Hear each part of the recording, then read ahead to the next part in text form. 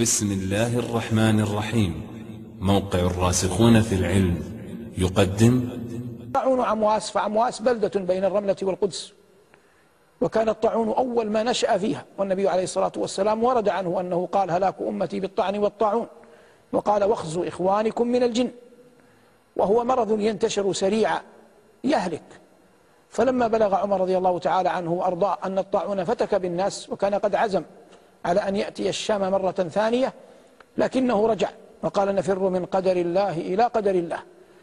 ثم إن عمر كان عظيم الإجلال والتقدير لأبي عبيدة رضي الله تعالى عنه وأرضاه أمين هذه الأمة، فبعث إليه يستدعيه، وكتب إليه من أمير المؤمنين عمر بن الخطاب إلى أبي عبيدة: إنني أرغب إليك في أمر، في حاجة إليك أريد أن أشافهك فيه، يريد أن يقدم عليه.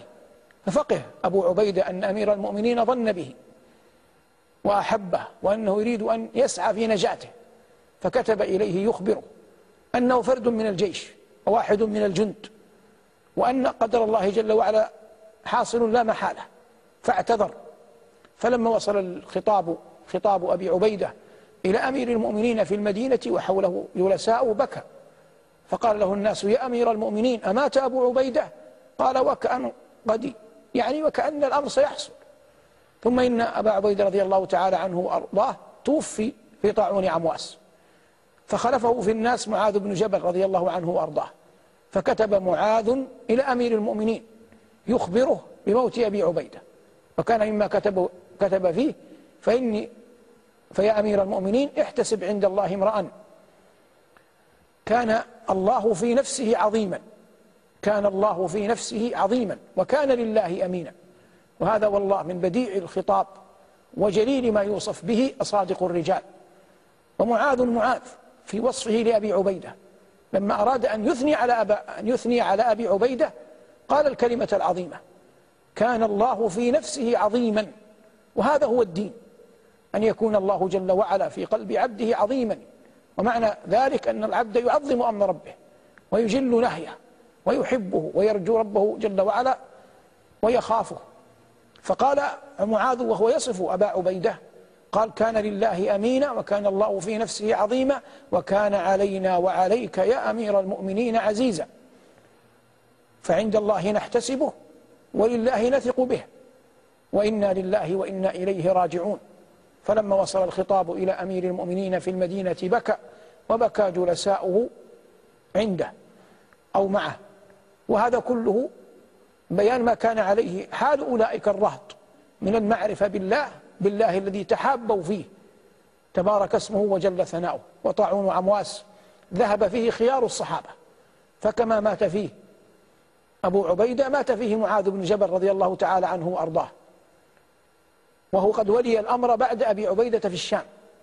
ومعاذ أنصاري أحبه النبي صلى الله عليه وسلم كثيرا، وهو الذي أردفه ذات يوم وقال له: يا معاذ، والله إني لأحبك. ونحن نعلم يقينا أن معاذا مصدق بالنبي صلى الله عليه وسلم، ولا حاجة لرسول الله عليه الصلاة والسلام أن يحلف، لكن هذا من عظيم العاطفة والتوطئة للحديث الذي بعده. قال: يا معاذ، والله إني لأحبك. وأي فخر أعظم من أن يقول النبي الكريم صلى الله عليه وسلم لشاب في مقتبل العمر: والله إني لأحبك. ثم لما بين له ذلك أحب أن يهديه هدية ويعطيه وصية.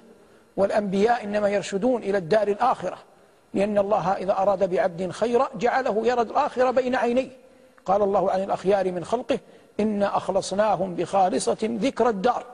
فقال له عليه الصلاة والسلام: لا تدعن في دبر كل صلاة أن تقول، وعلمه ماذا يقول: اللهم أعني على شكرك وذكرك وحسن عبادتك. فانظر كيف يكون قلب معاذ وهو يريد أن يسمع هذه الكلمات بعد سماعه لقول النبي: يا معاذ، والله إني لأحبك. فمات فيما يروون عبد الرحمن ابن معاذ بن جبل قبل أبيه، فكان معاذ يقول لابنه وهو يغالب الموت: ستجدني إن شاء الله من الصابرين، أي من الصابرين على فقدك. ثم توفي معاذ رضي الله تعالى عنه وأرضاه، وولي الناس عمرو بن العاص، وعمرو في الفطنة بمكان، فأخبر الناس أن هذا المرض والطاعون ينتشر في الناس انتشار النار في الهشيم، فأمرهم أن يرتقوا إلى الجبال ليحفظ الناس، وكان ذلك سببا في حفظ المسلمين. وبلغ عمر رضي الله تعالى عنه وأرضاه ما صنع عمرو، فلم ينكره ولم يكرهه رضي الله عن الجميع.